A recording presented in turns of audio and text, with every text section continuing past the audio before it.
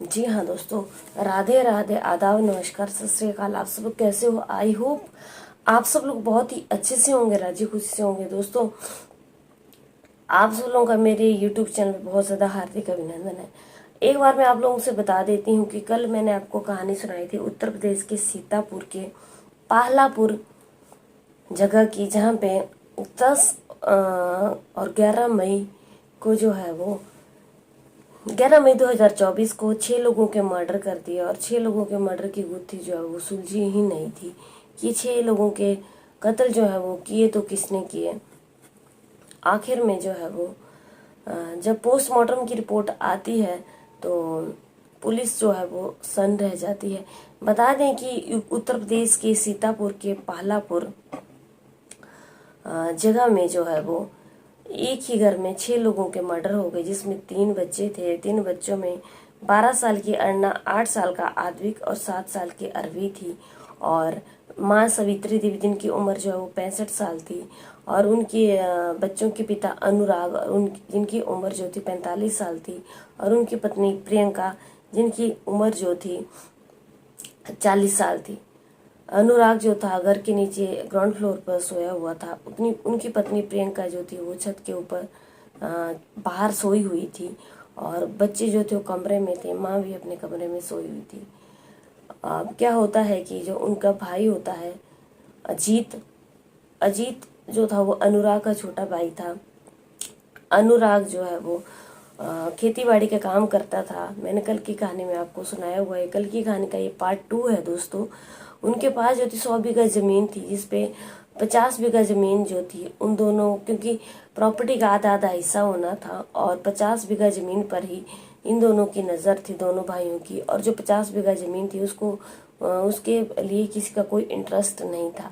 बाकी जो इनकी पत्नी थी वो जो पत्नी थी अनुराग की, वो लखनऊ में रहती थी और बच्चे भी वहीं पे स्कूल में पढ़ते थे। फिलहाल पत्नी जो है वो पिछले ही दिन घर में आई हुई थी। और जो अनुराग की पत्नी प्रियंका थी, उसका जो है वो प्रॉपर्टी को लेकर के बहुत ज़्यादा इंटरेस्ट था। वो अपने पति की साइड देती थी और अजीत की बात को नहीं सुनती थी। अजीत का कहना ये था कि जो उन्होंने प्रॉपर्टी के ऊपर लोन लिया हुआ था, 35 लाख का लोन लिया था, तो इन दोनों को लोन जो है वो मिल करके चुकाना चाहिए था आधा आधा, लेकिन लोन को चुकाने का कोई भी नाम नहीं ले रहे थे। और खेती बाड़ी के ऊपर जो अनुराग ही काम करता था। अब ये जो छोटा भाई था, इसी लोन की वजह से जो है वो इससे काफ़ी नाराज़ था। अब क्या था कि ये जब प्रियंका जो है वो घर आई थी, तो अजीत ने ये प्लान बनाया था कि वो अपने भाभी का कत्ल कर देगा, क्योंकि भाभी जो थी वो इसकी बात को बिल्कुल भी नहीं सुनती थी और अपनी पति की बात को सुनती थी।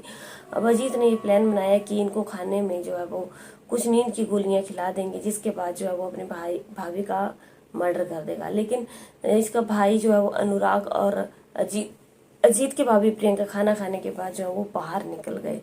अब इसका प्लान जो है वो सारा चौपट हो गया।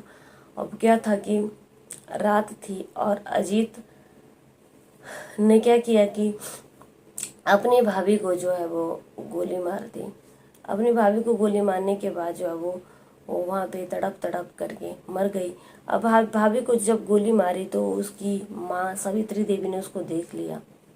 अब जब सावित्री देवी ने देख लिया तो अपना सबूत मिटाने के लिए उसने अपनी माँ को भी जान से ख़त्म कर दिया और हथौड़े से जो है वो अपनी माँ के ऊपर वार किया। उसके बाद बच्चों ने जो है वो उसका अपनी दादी को मारते हुए देख लिया कि उनका चाचा जो है वो उनकी दादी को मार रहा है। अब उसने बच्चों को एक एक करके बच्चों को ज़मीन पर पटकना शुरू कर दिया। अभी जो है वो उनको ज़मीन पर पटक करके नीचे फेंक दिया। अभी इसके बाद क्या हुआ कि अब बारी आती है अनुराग की। अनुराग को जो है वो उसने एक गोली मारी और एक के साथ उसने उसको दूसरी गोली फिर मार दी। अब ये जो दूसरी गोली थी, जब उसने दूसरी गोली मारी, इसी दूसरी गोली के लगते ही ये जो है वो भी फंस गया और सबूत जो है वो एकदम सामने आ गया। पहले तो क्या हुआ कि ये इन सबको मार दिया। रात थी, रात में किसी को कुछ भी पता नहीं चला कि कहाँ पे क्या हो रहा है। इसने आवाज़ तक निकलने नहीं दी। अब उसने क्या किया कि ये खुद ही एक मर्डर समझाने के लिए इसने सीन क्रिएट किया। वहाँ पे जहाँ पे भाभी की डेड बॉडी पड़ी हुई थी वहाँ पे हथौड़ा रख दिया ताकि, और हथौड़े से जो है उसके मुंह को कुचल दिया ताकि ये लगे कि हथौड़े से उसको मारा हुआ है। और जो बच्चों को भी उसने जमीन पर पटक दिया। बच्चे जो थे वो अभी जिंदा ही थे, सांस ले रहे थे। अब वो वहां से भाग गया, उसने सारे सबूत मिटा दिए। लेकिन जब सुबह होती है तो सुबह होते ही उनके जो गांव बुजुर्ग पड़ोसी है वो बाहर निकलता है तो वहां पे जो है वो खून के छिटे पड़े हुए थे। और वो देखता है कि यहाँ पे दरवाजा खुला हुआ है लेकिन वहाँ पे कोई भी नहीं है और अनुराग का मर्डर हो गया है नीचे। अब वो जो है वो बुजुर्ग पड़ोसी जो है वो सबको इकट्ठा करता है, पुलिस को फ़ोन किया जाता है। और पुलिस जब आती है तो उनका एक बच्चा जो है वो सांस ले रहा था, लड़का जो था वो जिंदा था। अब लड़के को पुलिस जो है वो एकदम हॉस्पिटल ले जाते हैं, जहाँ हॉस्पिटल ले जाते जाते उसकी जो है मृत्यु हो जाती है। अब होता क्या है कि अजीत को भी जगाया जाता है। अजीत जो है वो जान करके नाटक करता है कि वो सोया हुआ था, गहरी नींद में था। अजीत ने क्या किया था कि अपनी पत्नी को जो है वो लखनऊ में मायके में चिन्हट में भेज दिया था।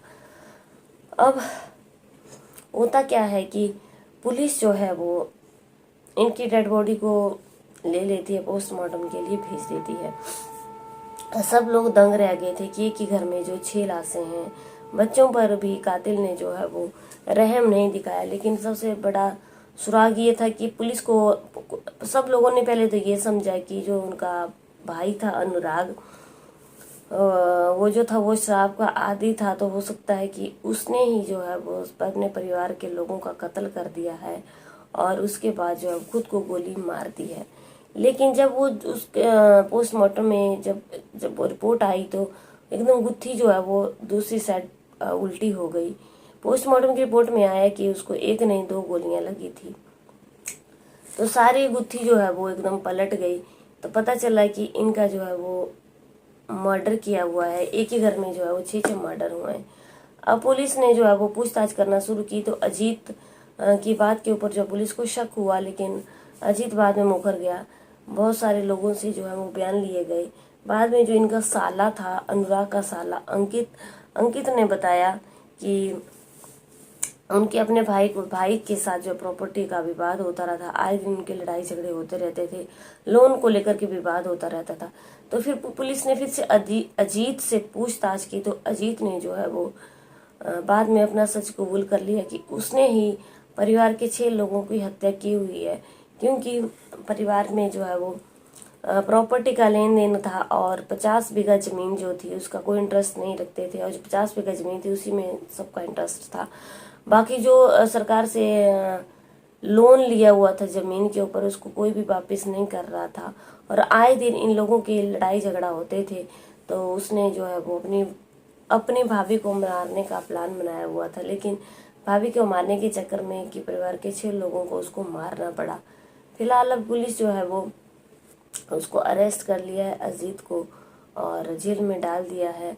एक ही परिवार के 6 लोग जो है वो दुनिया छोड़ करके चले गए हैं। और दोस्तों सबसे बड़ी बात ये है, देखो कि सगा भाई और प्रॉपर्टी जो है वो ये यहीं पे रह जाएगी। इस कहानी से हमें ये सीख मिलती है, ये प्रॉपर्टी ये सारी चीज़ें यहीं पे रह जाएगी। हमारे साथ सिर्फ मरने के बाद हमारे कर्म जाएंगे। उसने एक ही परिवार के और अपने ही परिवार के भाई भाभी भतीजे भतीजी माँ को ख़त्म कर दिया। उसने अपने हाथों से इतना गंदा कर्म किया कि जिंदा तो वो जेल में ही रहेगा, लेकिन मरने के बाद भी जो है उसको इतनी सख्त से सख्त सजाएं मिलेंगी कि उसने कभी सोचा भी नहीं होगा, उसकी रूह कांप जाएगी। प्रॉपर्टी जो है वो कहीं पर नहीं जाती है, इसलिए प्रॉपर्टी का लालच ना करें और बहुत ज़्यादा मिलजुल करके अपने परिवार में रहें। जो भी बातें हों वो मिल करके प्यार से आपस में सुलझा लें। कत्ल करके किसी का कुछ भी नहीं गया, मरने वाले बेचारे चले गए, लेकिन जिसने ये कांड किया उसने तो ये जन्म भी अपने हाथों से बिगाड़ दिया और अगला जन्म भी अपने हाथों से बिगाड़ दिया। एक ही रात में 6 कत्ल कर दिए और किसी को कानों तक खबर नहीं। चलने दी। 3 बच्चे थे, 3 बच्चों को मार दिया, सगी माँ को मार दिया, सगे भाई को मार दिया, सगी भाभी को मार दिया। कितना बेरहमी वो दिल होगा उसका, अजीत का। अजीत जो था वो प्राथमिक विद्यालय में एक सहायक टीचर था और उसने जो है वो मर्डर की प्लानिंग 1 महीना पहले से कर ली थी, क्योंकि जिस स्कूल में वो पढ़ाता था वहाँ के टीचर्स के बयान लिए गए तो उन्होंने बताया कि वो कुछ 2-3 महीने से उसका बिहेव जो है वो बिल्कुल बदल गया था। बहुत अजीब तरीके का बिहेव कर रहा था और बहुत बहुत देर तक किसी से फ़ोन पे बात करता रहता था। मर्डर की प्लानिंग जो है वो उसने पहले से ही कर ली थी। लालच में ना आए दोस्तों, लालच करके अपना ही नुकसान होता है और जो भी हुआ बहुत गलत हुआ। छोटे छोटे नन्हे नन्हे बच्चे चले गए। सरकार को ऐसे लोगों के साथ कड़ी से कड़ी सजा देनी चाहिए। उम्मीद करती हूँ कि आप लोगों को मेरी कहानी अच्छी लगी हुई होगी। अच्छी लगी है तो दोस्तों जरूर लाइक शेयर कमेंट करना और कल की कहानी में आप लोगों से फिर से मुलाकात होती है। तब तक आप लोग बने रहिए मेरे चैनल पर। जय हिंद, जय भारत।